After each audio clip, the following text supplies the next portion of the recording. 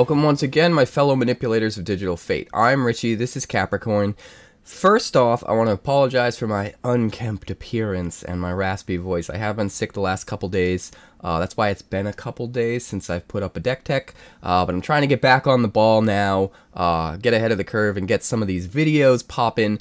This deck in particular is super cool. But secondly, before we get to the deck, I want to shout out my patrons over at patreon.com/quarantinecapricorn. That's Yuck Foozy, Squirrel, Noah Vincent, and Brittany at the Brew Crew Elite tier. And then, of course, our forever CPU savior, Terrence Rohrbach.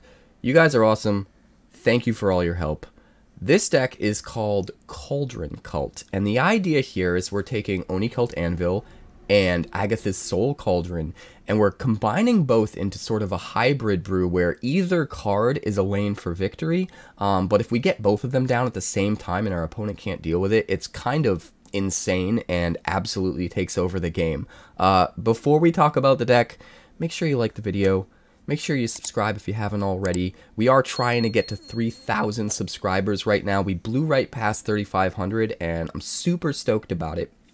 Also, we have been spoiling the Lost Caverns of Ixalan already, and I'm going to link our playlist to the spoiler shorts up above and down below in the info section. Make sure you check that out for my thoughts on each of the cards that's been spoiled for Lost Caverns of Ixalan so far. And also catch me live Monday through Friday over on Twitch. That's twitch.tv/quarantinecapricorn. Because if I'm alive and I'm breathing, I'm there and I'm streaming. Let's check out this deck. Alright, so the idea with this deck is to make a hybrid brew where we're maximizing the Oni-Cult Anvil, which we've seen in decks in the past. But we're also using it in conjunction with Agatha's Soul Cauldron, and we're trying to make a deck where both cards are able to get max value, and either lane could be our way to victory. But if we happen to get both of them going at the same time, it just gets really absurd and out of control. So, first of all, the backbone is the Oni-Cult Anvil. For 2 mana, this allows us to create a 1/1 construct artifact creature token every turn, just by sacking an artifact. And we can also tap and sack an artifact, tap the anvil and sack an artifact to drain for 1. So a lot of times, we can just hold up dudes, chump block, sack them to drain, make more dudes on our turn, and just eventually get there through attrition. And we're able to do that twice as fast due to our 4 copies of the Mycosynth Gardens. Now, this card is crucial. I don't know if we can use this in 3-color variants of the deck, because having to hit all of our colors might be a little tough, and I don't think we can afford to consistently have to filter colors out of the gardens. But in Rakdos, it's absolutely a 4 of here. We can turn this into another copy of an anvil, so we're effectively running 8 anvils. And we consistently get 2, 3, 4 anvils on the board at a given time because of this 8 anvil sort of strategy. And it's absolutely absurd, and it can carry games. Before we talk about the rest of the new cards, let me start at the bottom of the curve here. We've got 4 Gingerbrutes from Wilds of Eldraine. Now, this card's great because it is an artifact creature. We can sack it to the anvil if we need to. And then once we've sacked it to the anvil, it'll be in our graveyard chillin' so that we can exile it with Agatha's Soul Cauldron. Once we do that, all of our creatures with +1/+1 counters on them are going to get this ability to pay 1 and be unblockable except by creatures with haste, which is huge. We start slinging counters on all of our token creatures and even maybe a couple of our bigger creatures, and it gets really out of hand. We just have an army of tokens that can't be blocked as long as we have the mana to pump into it, and we can win the game outright. We also gain the ability to pay 2 tap sack to gain 3 life on all of our creatures with counters, which is nice as well. But even just as an early aggressive play that can synergize with the anvil, the Gingerbrute here is really good. We've also got 4 Voldaren Epicure alongside 4 Bloodtithe Harvester.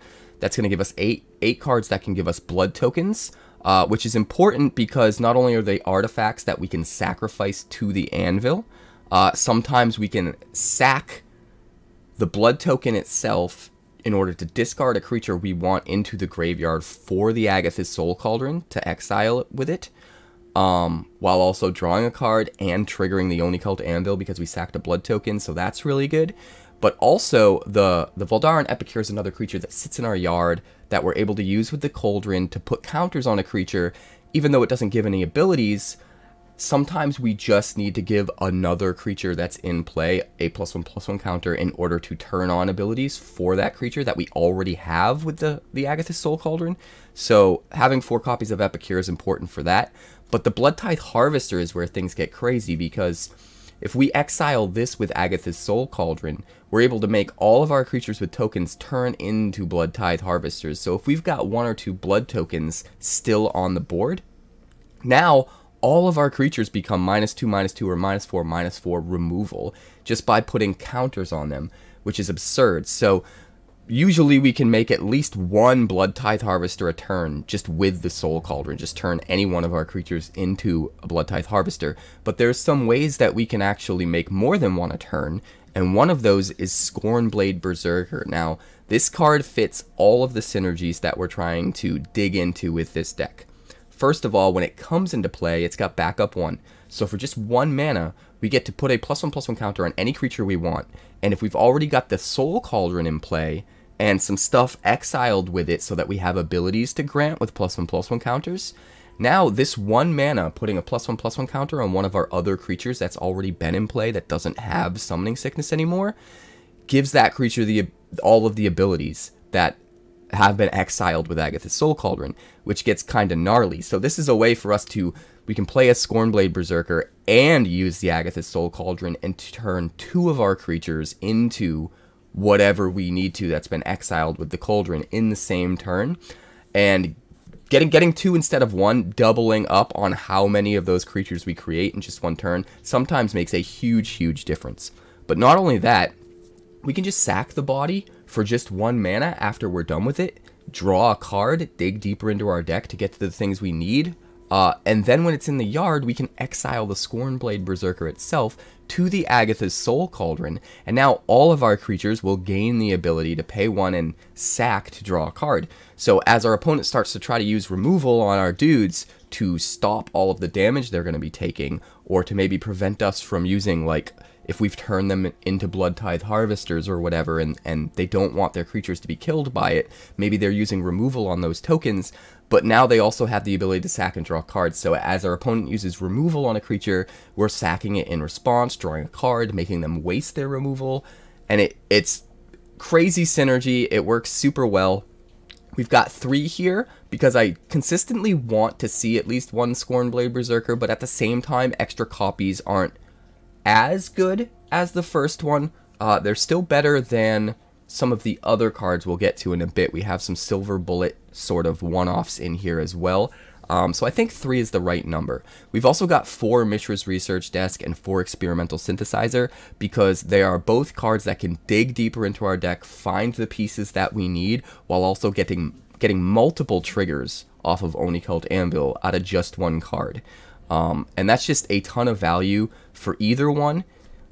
And absolutely we need 4 of each. They almost feel like tutors in this deck, because we're digging through our deck at such a fast speed, and everything in the deck is so cheap that we find everything we need. We find our second Anvil, or we find our first Soul Cauldron, or whatever the case may be. So 4 Research Desks, 4 Synthesizers.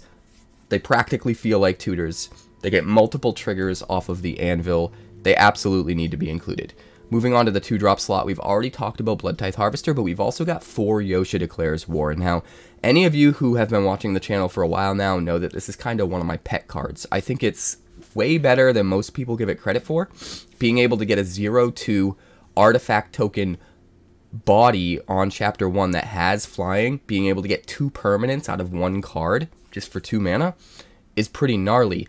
But the fact that it can double as removal on Chapter 2 in any deck that goes wide with artifacts, like this one, is super good. And then on Chapter 3, we get this sort of Alpha Strike, this way to Alpha Strike in and close out the game with this extra bit of damage by turning either our Flying Thopter into a 4/4 and getting through for 4 damage in the air, or just one of our other artifacts that maybe we know we're going to sacrifice after combat.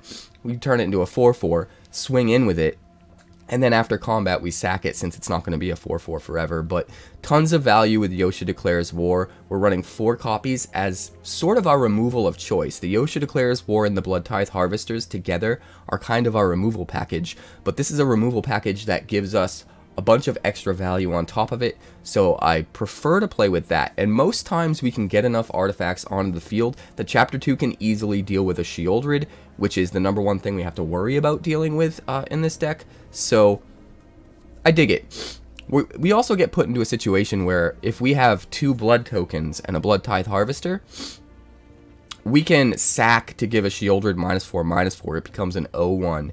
And then Chapter 2 of Yotia Declares War could just tap 1 artifact and ping it and kill it.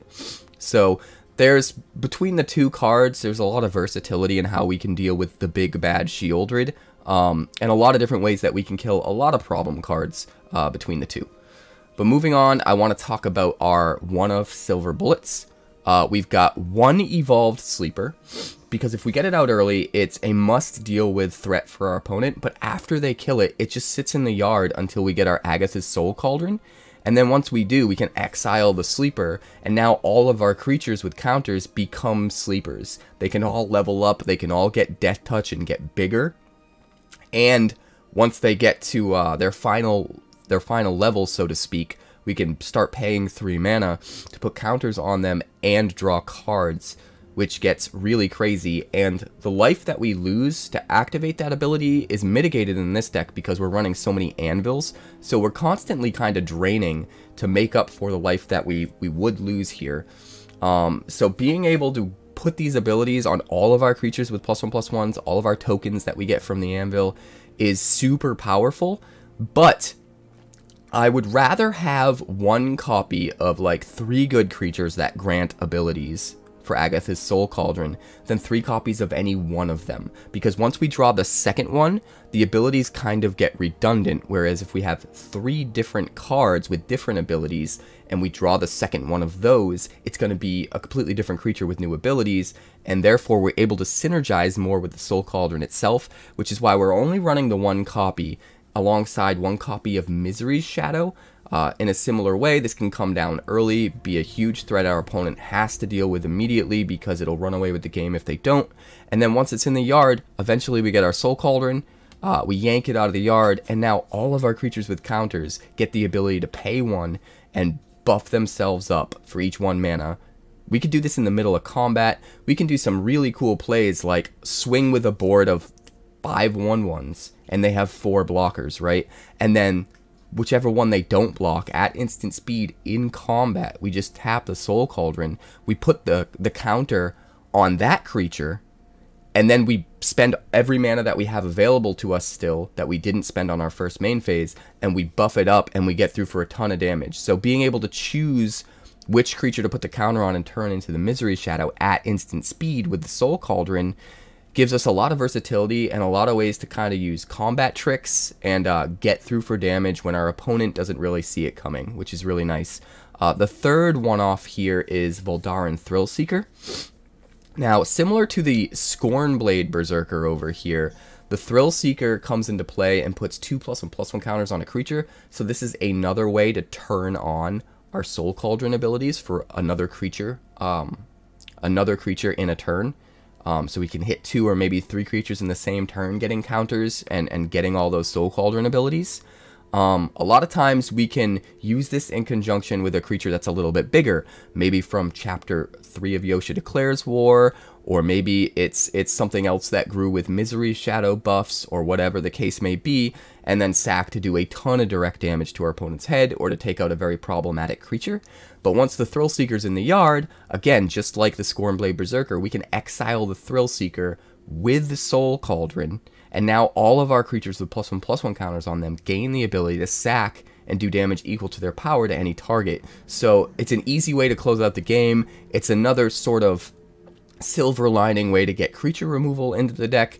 And like I said, 1 Thrillseeker, 1 Misery's Shadow, 1 Evolved Sleeper are going to be better in this deck than 3 copies of any one of those, because if we happen to draw the second one, we're getting even more abilities that we can add to our creatures rather than redundant abilities that we already have from the first copy. So 1 copy of each of these I think is right, And we don't want to go too crazy with the creatures that aren't artifacts or don't provide artifact tokens, because most of the deck needs to revolve around this core of Oni-Cult Anvil.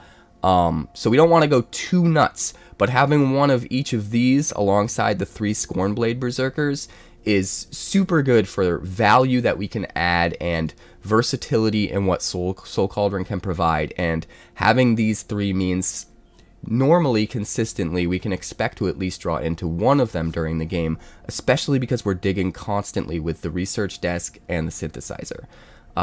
We've got a normal assortment of lands here. We have to be very careful about our colors because we're using 4 Mycosynth Gardens.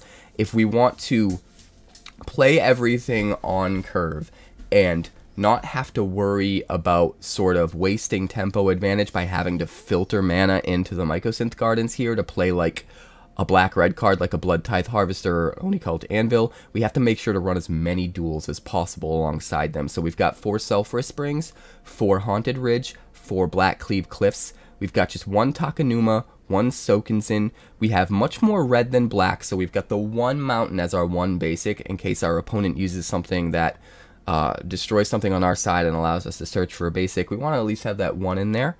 And then we've got 2 Mirrex, because this can provide 1/1 artifact creature tokens without expending a card, and we can turn those tokens into more tokens with the Anvil. We can use it as a body to put counters on and get abilities from Agatha's Soul Cauldron. So the Mirrex tokens in this deck are super valuable. We're running 2 copies, and sometimes the ability to tap this for any color mana the turn we play it is actually going to matter in this deck. Since we're running the 4 Mycosynth Gardens, we might need to drop a Mirrex on turn 2 and use it to get a turn 2 Harvester or a turn 2 Oni-Cult Anvil. So 2 Mirrexes are great. Obviously, the Mycosynth Gardens are absolutely insane. Gives us 8 copies of Anvil. The last card I want to talk about is Sir Ginger the Meal Ender. And I've been considering going up to 3 copies of this, but right now we're sitting at 2. It's super, super good, but it's hard to cut some of the other stuff. And again, with all of the research desks and the synthesizers, it's pretty easy for us to dig into the deck and find one of these a lot more consistently than you'd think. It almost feels like the consistency of having 3 Sir Gingers in the deck if we didn't have ways to dig into our deck so much with just the 2 copies. But Sir Ginger in this deck is absolutely nuts.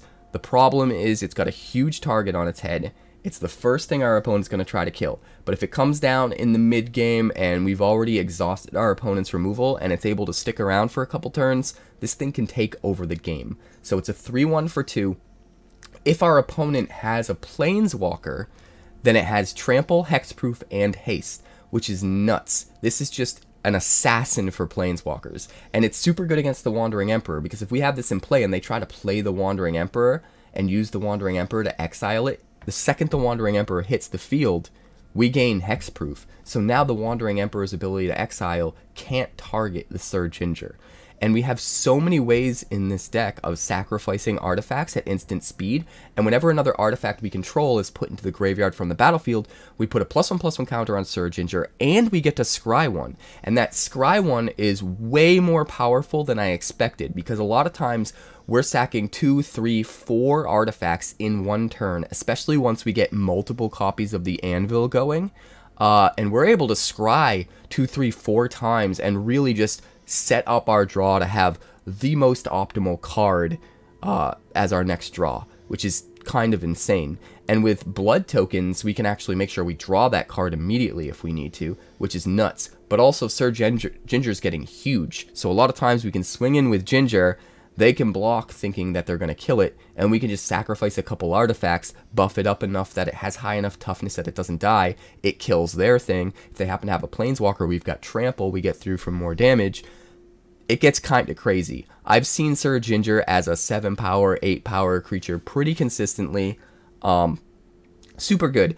And then as a little bit of extra value here, the icing on the cake, so to speak, we can pay 2, tap, and sack Sir Ginger to gain life equal to its power, which a lot of times can be a lot. And we can exile this from the yard to give that ability to other creatures, which isn't as good as our other abilities that we can give to creatures, but it's still something, and sometimes it can matter. And honestly, Surginger, where we want to be with it is we want to be using it as the creature and not necessarily as Soul Cauldron fodder, but as an extra, as a bonus, it's fine. We'll take it. And another thing to note is this guy gets so big so quick that if we use it in conjunction with Voldaren Thrillseeker, sometimes we can just end the game outright. All we got to do is exile the Thrillseeker with the Cauldron, and most times we don't even need to use that activation to put the counter on the Surginger itself, because the Surginger is already getting a bunch of counters. So no matter what we do, it's already going to have all the abilities of the Soul Cauldron. So as soon as Surginger gets the ability of the Thrillseeker, we just sack it for 1 mana and do like 7, 8, 10, whatever it is, damage to the dome and just win the game outright. I think that happens in one of the games, actually. So the deck is pretty insane. I think there's a lot of potential to explore different 3-color versions of this. And like I said, I'm not sure how consistent the Mycosynth Gardens will be in a 3-color build. And still be able to, you know, not get out-tempoed by the opponent, not have to use that filtering too often. So I'm going to have to test it. But I'm definitely going to be testing some 3-color versions. I've got some cool ideas for it. But as the core, as the base to build off of, I do think this is the very best, or at least very close to the very best pure Rakdos version of the deck. I think there's a ton of synergy to be had. I think the Anvil and the Cauldron, both, either one by themselves, can be a huge lane for victory pretty consistently. And if you ever get both of them out at the same time and your opponent can't deal with them, it's almost impossible to lose. It's kind of absurd. But we won a bunch of games. We got into Diamond, I think, running this deck, and it's pretty nuts. So I'm going to stop babbling with my stupid, raspy, almost gone sick voice, and we're going to check out the games. So let's do that. Alright, I'm going to keep this. I'm going to shake off all the salt. We're going to blaze through to Diamond in Standard. I'm going to get some footage for a couple deck techs. We're going to end the night good.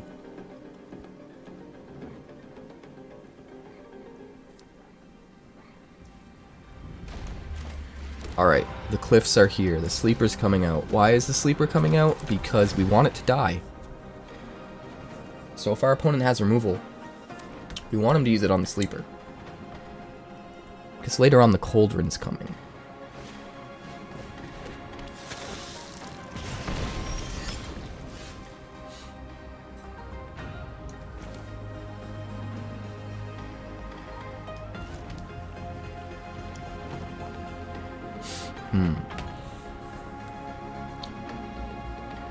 I think we swing.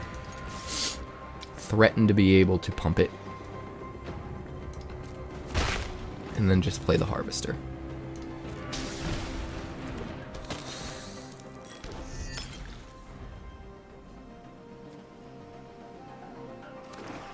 Exactly, Executor.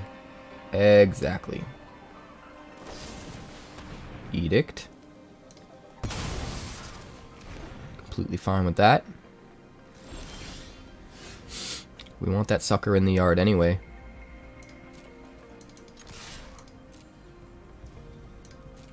Alright. Time to start snowballing some value with the Anvil.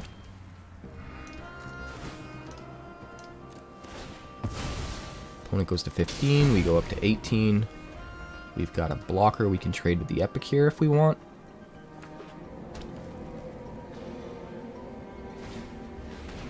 Ooh, he's got his own Anvil. I don't think his Anvil deck is as good as ours. I'm gonna go out on a limb. I think ours might be the best Anvil deck.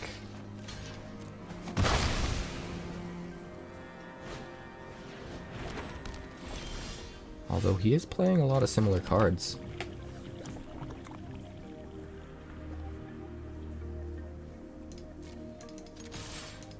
Let's swing.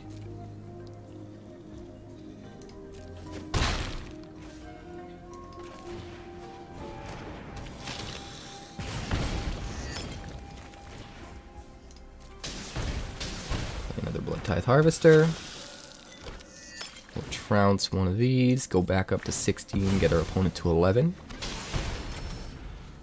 Pretty sure we're ahead of the curve here. We're going to hold on to this for now, in case he plays something really nasty that we need to get rid of. As of right now, we could do 3 damage to something with it. Or if we are thinking a turn ahead, we could play it on chapter 1 to make a Thopter, and then the next turn do 4 damage to it. So we don't quite have enough to kill a Sheoldred yet, but we could get there pretty quickly under the right circumstances. So we'll see.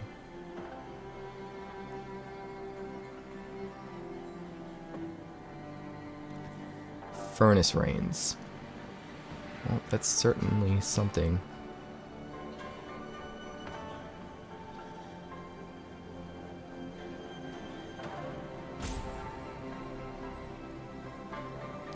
It's not going to be able to do a whole lot with it, though.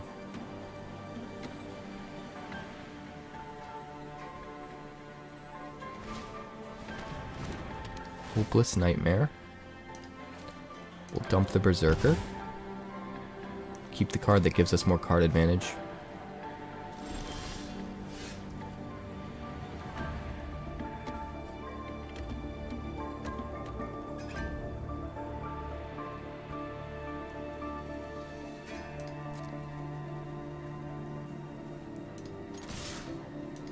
We'll just swing all.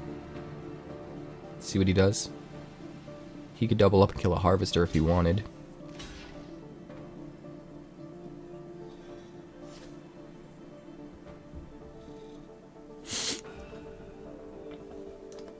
Alright, we'll hit him for 7, take him down to 4.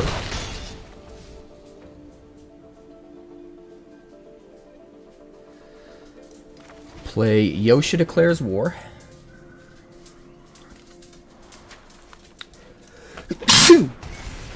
Excuse me.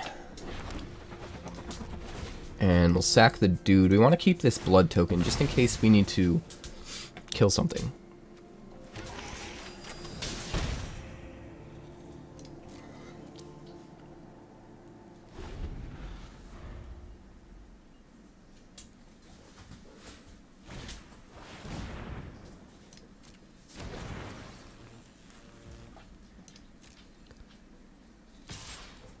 That's fine, we'll take 3.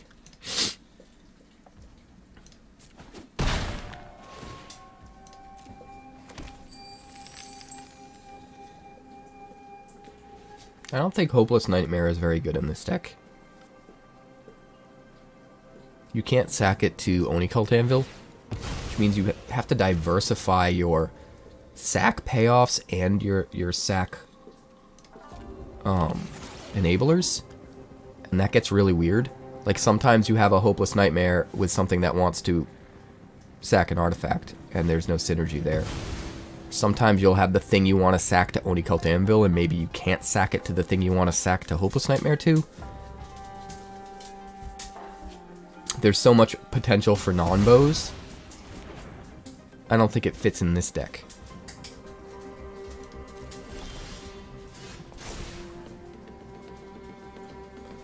Alright, we're gonna tap you. Kill one of your dudes.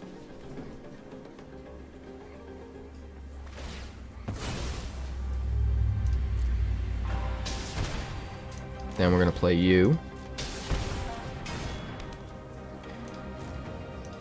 And we're gonna swing with you.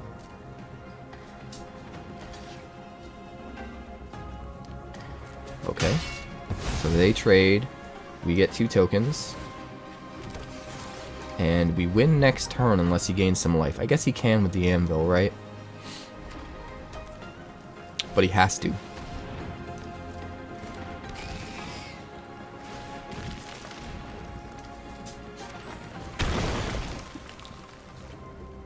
You have to sack to the anvil, buddy. Can't sack to braids.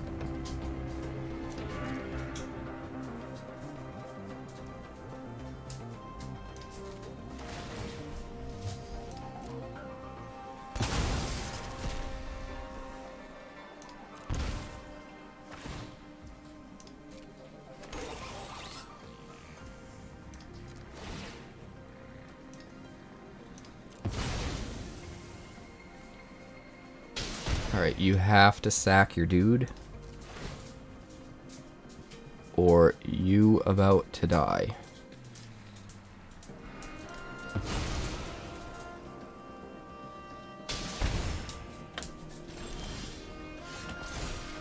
You about to die so hard. We'll just do this.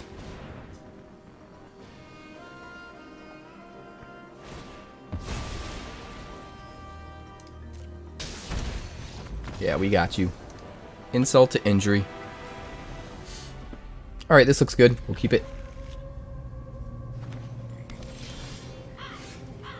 You did pick a good time, Lost State. It's a great time for newcomers. I will say that. What do we want to do here? I guess we want to go Research Desk and then Mirrex on 2 for a Harvester. And then Haunted Ridge on 3, play the Anvil, use the colorless mana. Well, never mind, we got another Cliffs. I was going to say use the colorless mana from the Mirrex the turn after we played it in order to crack the Research Desk and trigger the Anvil. Okay, so we trade 1 for 1, but we're left with a blood token. I'll take that. Come at me, Demir.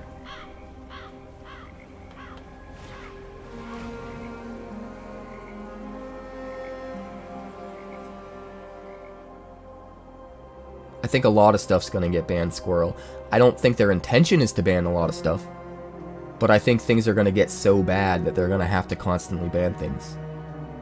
It's going to be like when Oko was first released, and it was like the biggest mistake in the world, and they had to like ban him immediately.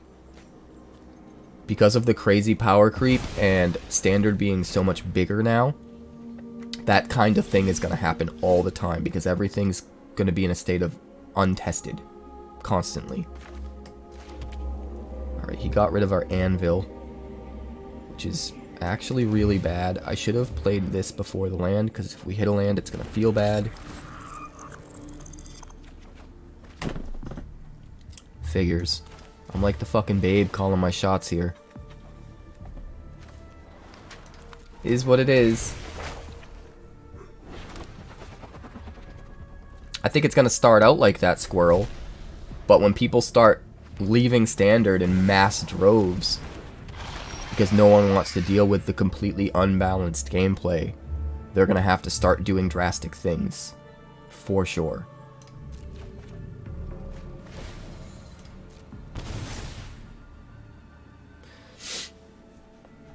It's only 4, not 5. Unfortunately. Let's see if we can hit an Anvil to get ourselves out of this mess. Nope.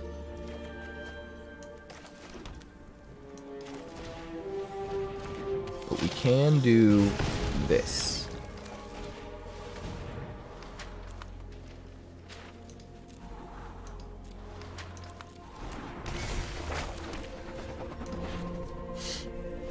And then next turn we can kill the Sheoldred.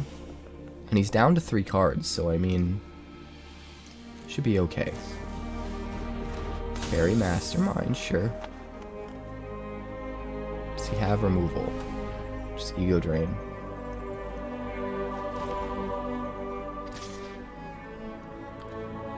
Swings with Shelly. No blocks. I think we can race you.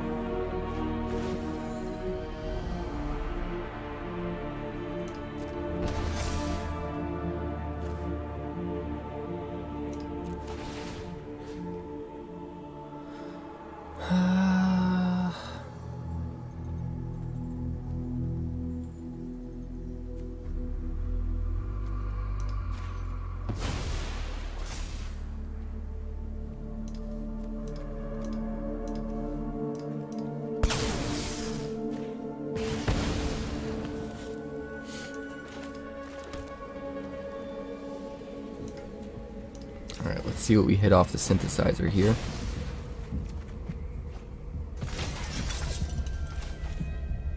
Gardens. Swing 1. Down to just the fairy and whatever's in his hand.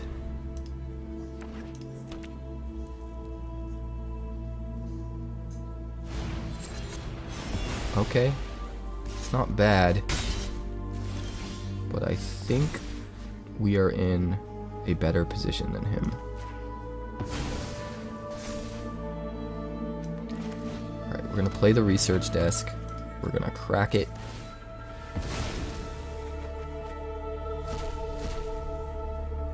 Guess we play the Misery Shadow. Swing for 5. And now we're trying to race him. Which, I mean, I think we can do.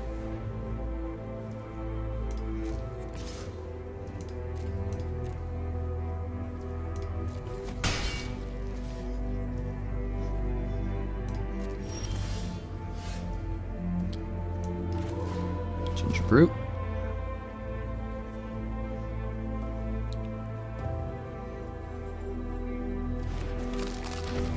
What do you have, my friend?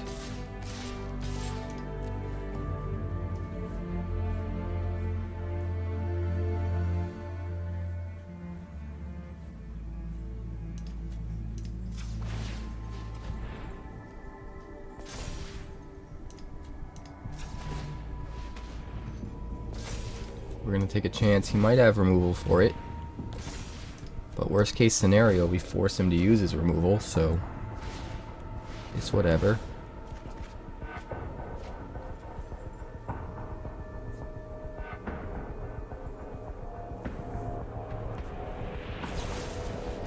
It's the cut down, but it's too late to use it on the Misery Shadow. Play the Gardens. End the turn.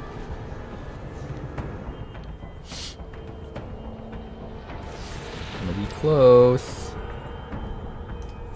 Oh, that was a mistake. We played a land.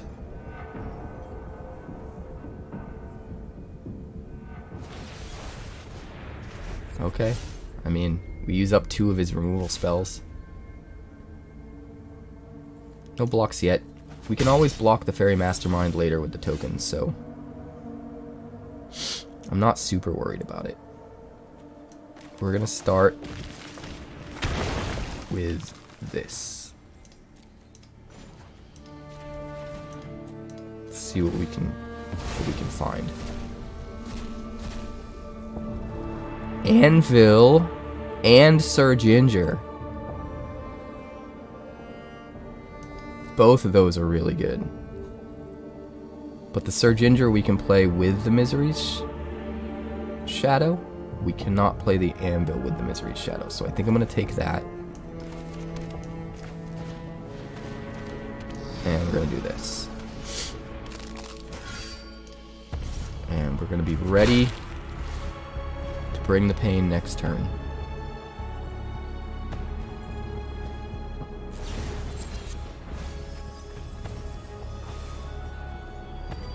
Gets back and go for the throat. Can't kill the Sir Ginger with it though, so that's fine. He has to block the Sir Ginger here.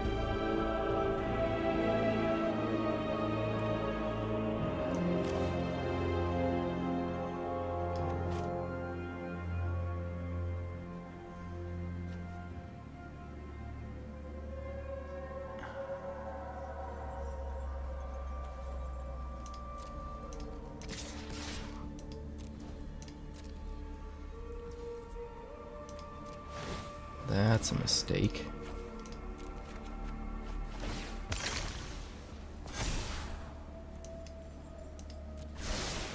We'll scry. We'll draw.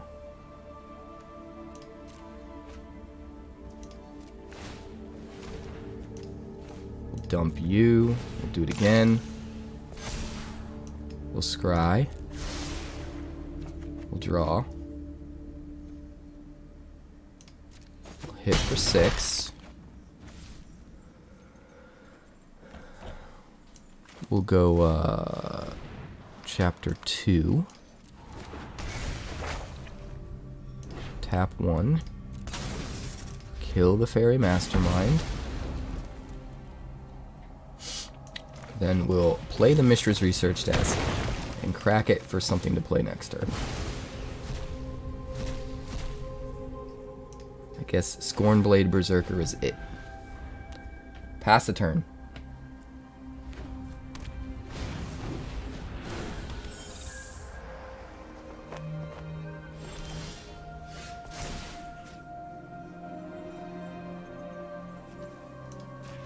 Yep, we got him. Schmucked. We'll keep this. Haunted Ridge.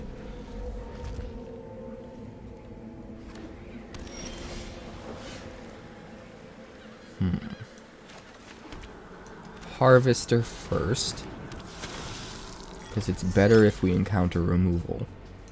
I'd like to get the Sir Ginger down and start swinging with it, but in good time. In good time. Let's swing. We'll play another Harvester. And we'll play a Desk. And next turn we can go Ginger, sack some things. Life will be glorious. Alright,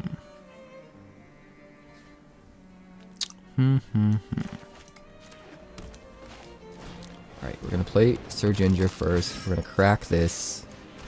We need to find something to deal with the Mender. Anvil's really good though.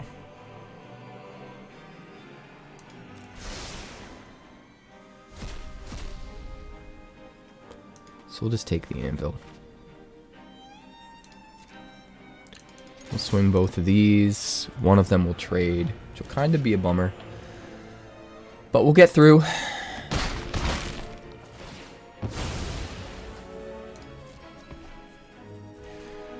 And we can sack a blood token to drop the Cliffs to draw a card. Turn our Sir Ginger into a 5/3 and scry. That's a lot. Next turn we can play Oni-Cult Anvil.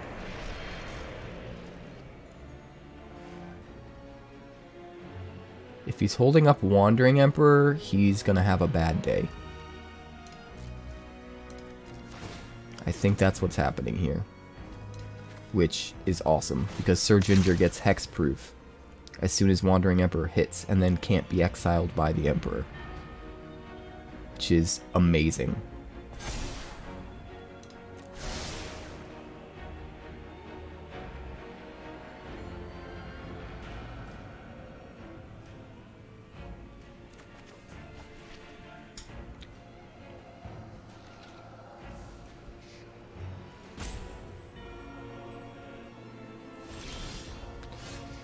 Alright, this is pretty much perfect.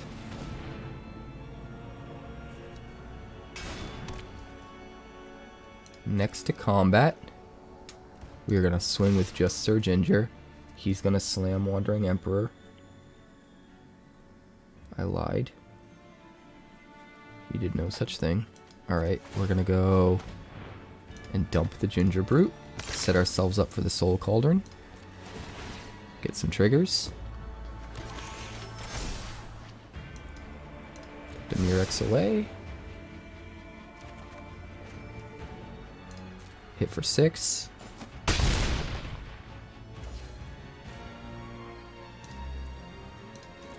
I guess we'll just play the Soul Cauldron now. See if we hit a counterspell. I mean, we've pretty much got lethal here. He can probably board wipe with like a Sunfall.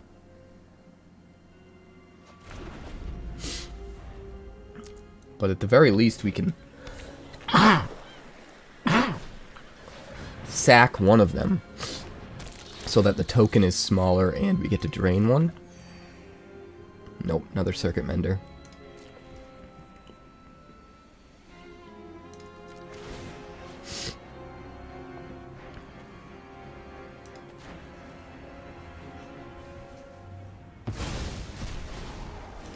We'll do that.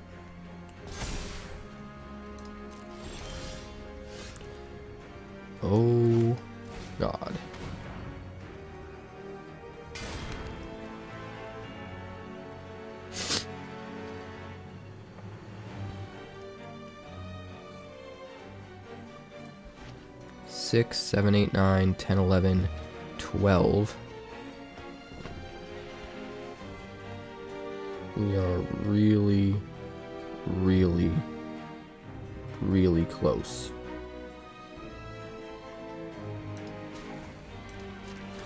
I think we are really, really close. Just put a counter on something, and then we need to get rid of the Circuit Mender, which I don't actually think we can do.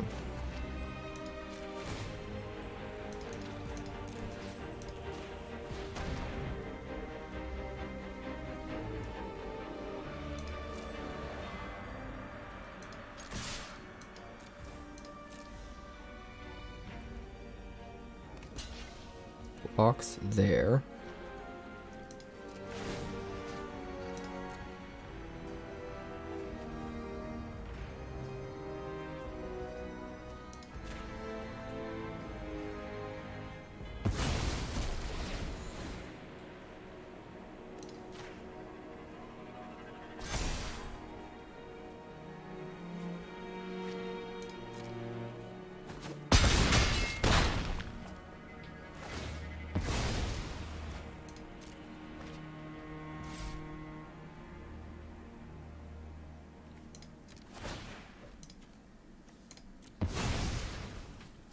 So at this point, he absolutely needs to wipe.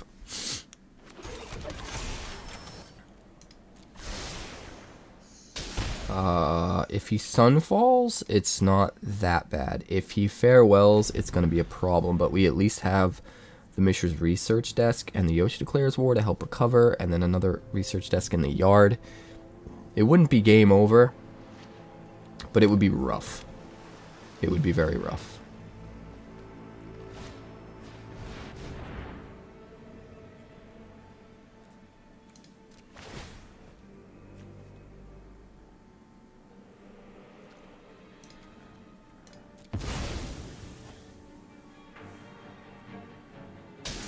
Alright, we will still draw a card.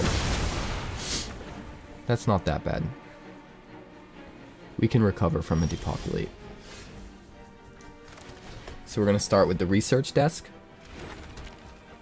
We're going to pop it, try and find a card.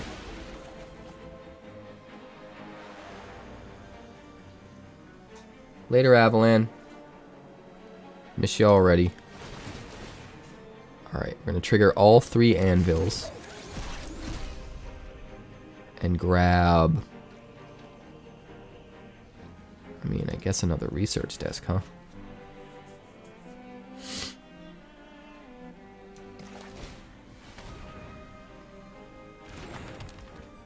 And we'll pass the turn here.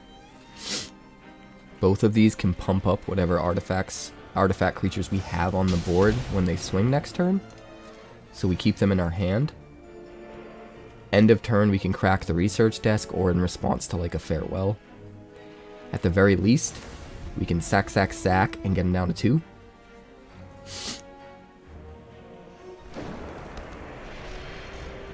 I think we're okay.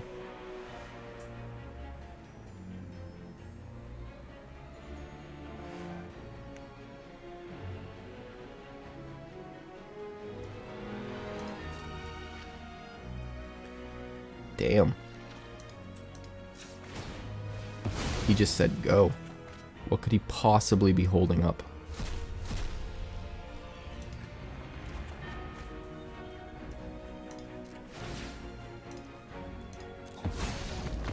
Yeah, we got him.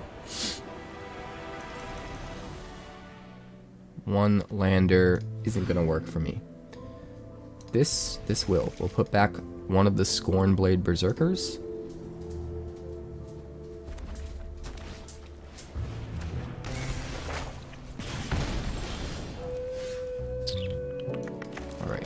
Lead with an Epicure.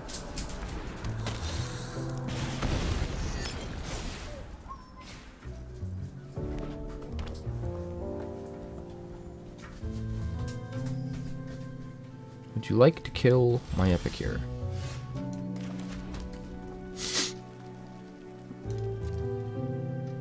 Swing one. Play the anvil.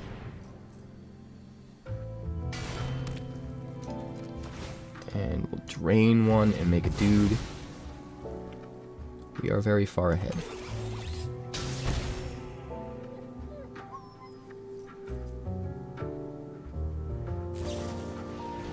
Play with fire. Sure.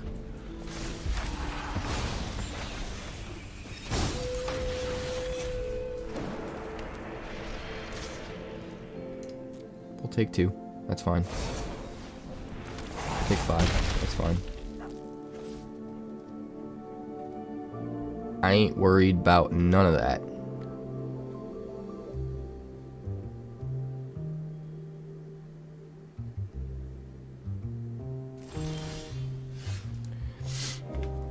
Although the trample is a little bit rough, not gonna lie.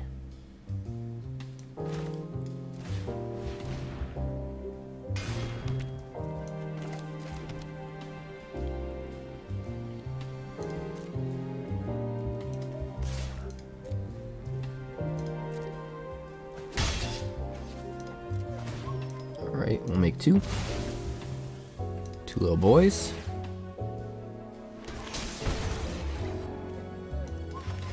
Do some Scorn-Blade Berserking. Put it on the Epicure. And he scoops. He's seen enough. I will keep this. This looks good.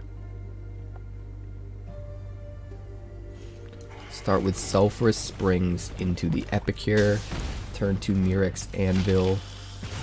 Make a dude out of the blood token.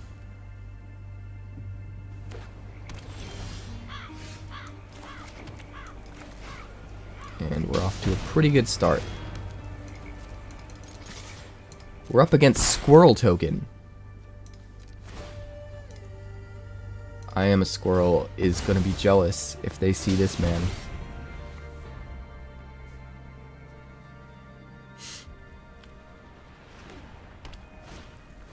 Denick. Freaking Denick.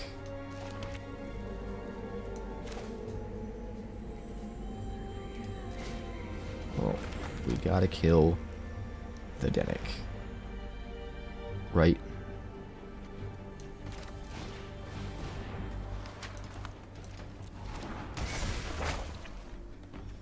Boom, boom, boom. Kill Denick. Swing one. Does mean we don't get to make a token with the anvil, but we'll deal with it. Raffine.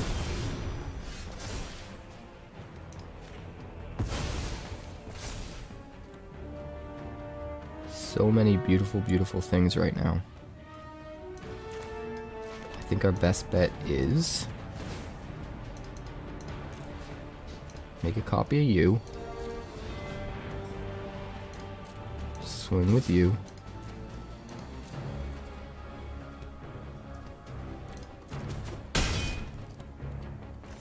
And crack you.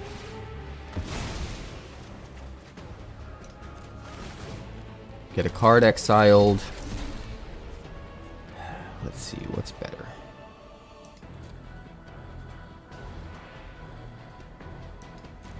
Probably the Harvester. End the turn. We could drain for 1 at end of turn if we want to. Depends if he has blockers. If he has blockers up and our 1/1s aren't going to be able to get through for damage, then we want to sack it to the anvil and drain.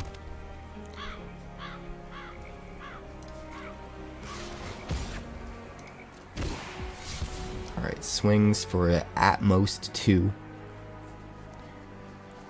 I don't think was a very good decision. Unless he desperately needed to dig for something. Holding that 1/4 back as a blocker seems a lot better to me. And a Rona. And a Rona. We'll do that.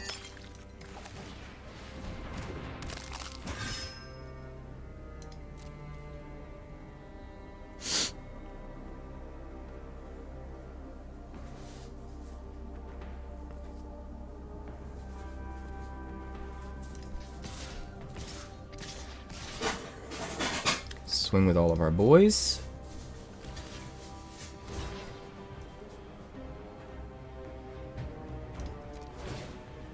Sack this guy.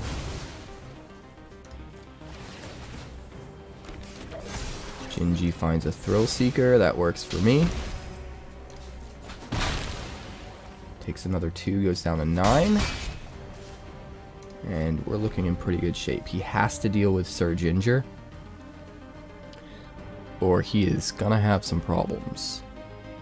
So if he just swings all, bad news. Very bad news.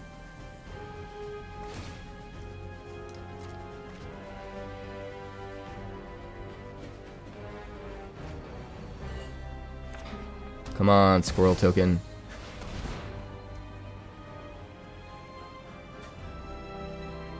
You should drive tacos to my house, yes. She old and red.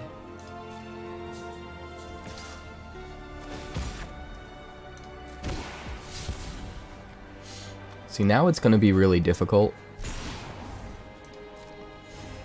to actually get through. So I think we need to start dumping our minions.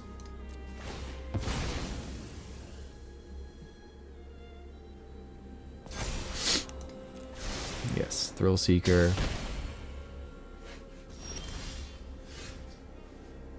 Draw.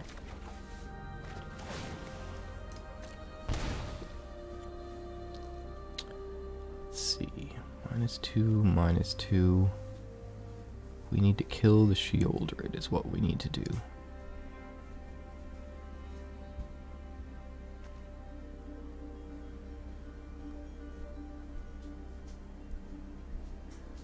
We need to kill the Sheoldred.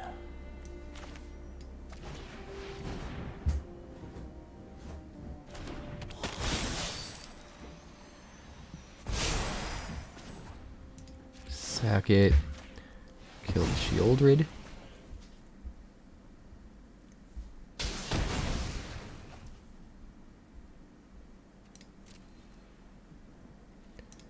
And we'll do some swinging.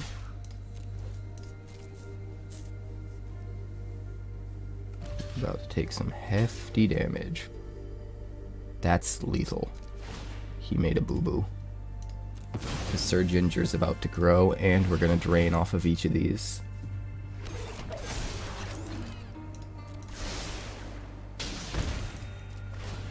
Ooh, you made a boo-boo. You certainly made a boo-boo.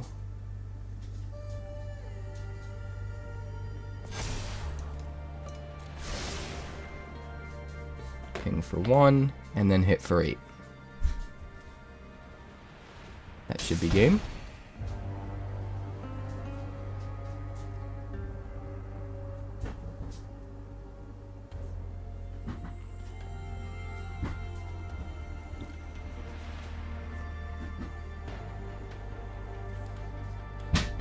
Oh, I think he's gonna salt rope me.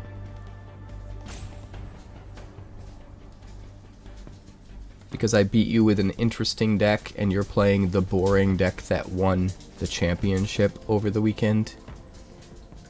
You salty token. You salty, salty token.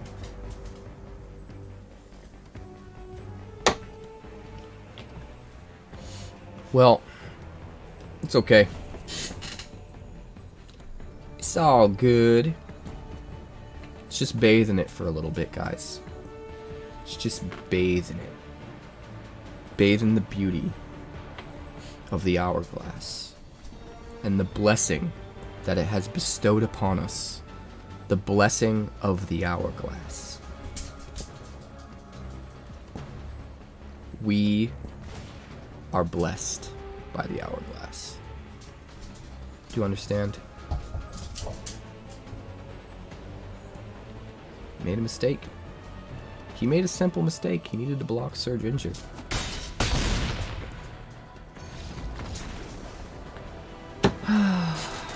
Does it again. We will keep 7.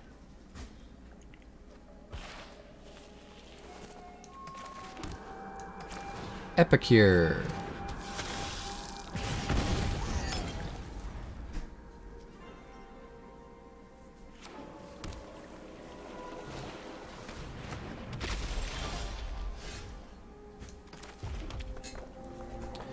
Scooby Dooby Doo. We'll do some of that. And then we'll do some of this.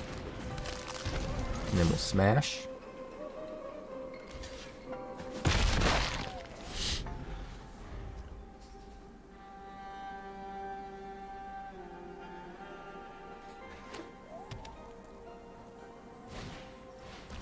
Another Concealing Curtains.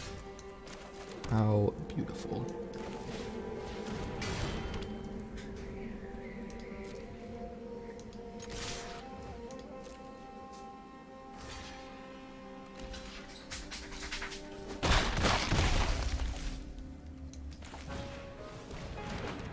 Alright, we'll crack one of these. Is he going to make us discard our Soul Cauldron? Or does he have other things to play? If he does, it kind of puts him way behind, right?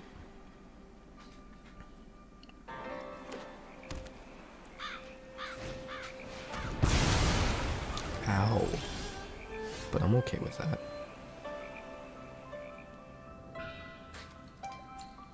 Let's start with this.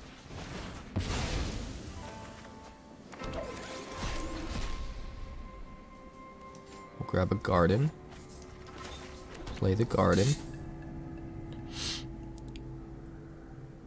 Play a harvester. And end the turn.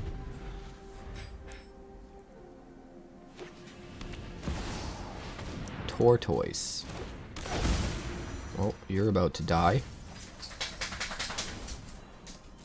Welcome to Dead.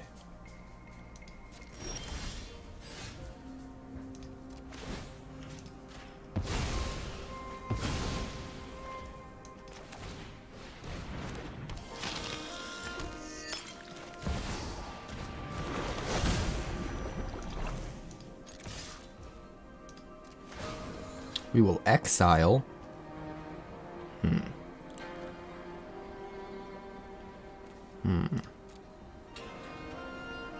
guess we exile the Harvester for now. Put a counter on this. Everything becomes a Harvester.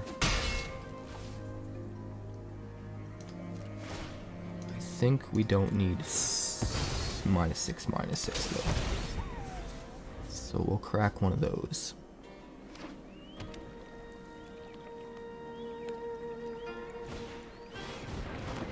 A goose mother. You are in fact a goose mother.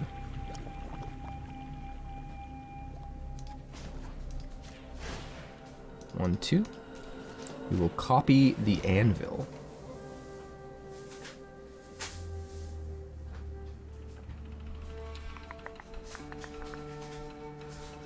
Ba-ba-ba-ba-ba-ba-ba-ba.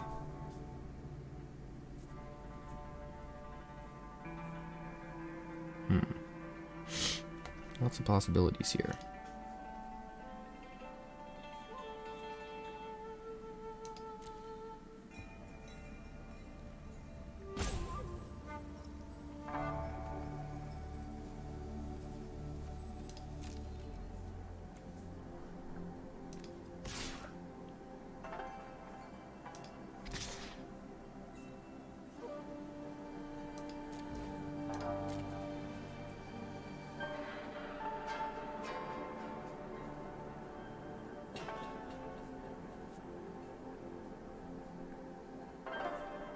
What you got for me, Goose Mother? That's what I thought.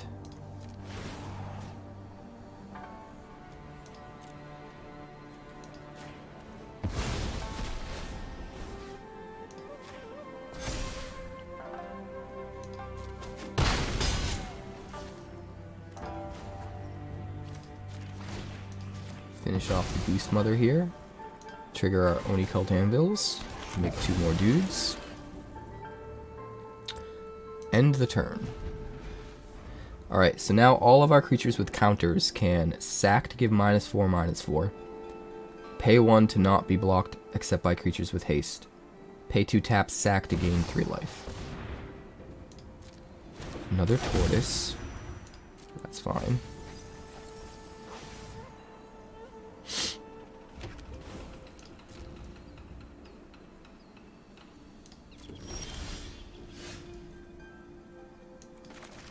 Alright, we'll start with this. Trigger our anvils.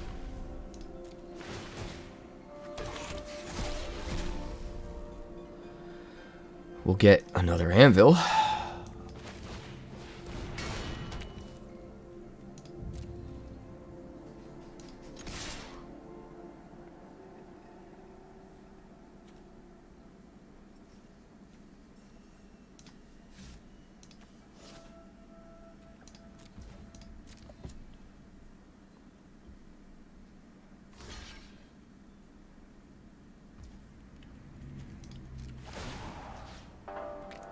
See, we'll get rid of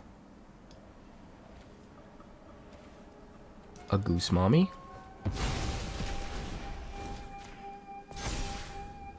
Kill the tortoise. Generate 3 dudes. And turn. Or generate 1 dude from the 1 new anvil. Glissa. That's easy.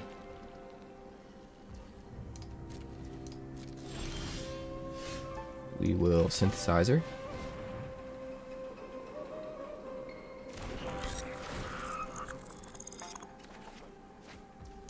Gardens.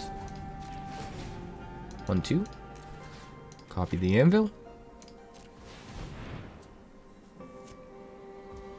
Then we will sack the Synthesizer to an anvil. Make 4 more dudes.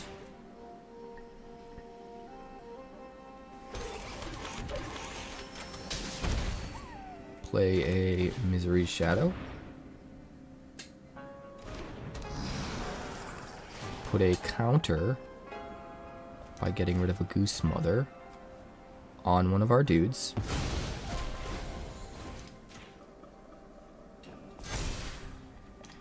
Turn it into a Harvester. Sack it as a Harvester to kill Glissa. Go for the throat. That's fine. We want it in there anyway. Gain some life. That's fine too. And we'll swing 4. And we'll end the turn.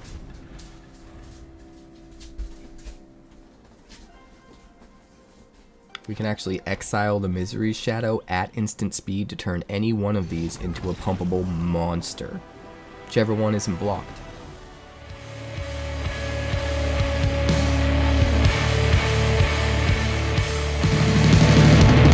Thanks so much for checking out my channel. I'd like to give a huge shout out to all of my patrons over at Patreon.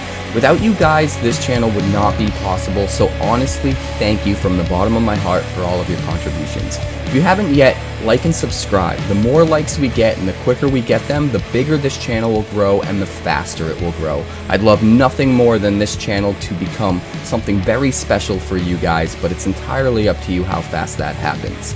Also, if you'd like more deck text, that's somewhere over there. And if you'd like to see what else the channel's been up to lately, that's somewhere up that way. Also, subscribe, circle below, do all the things.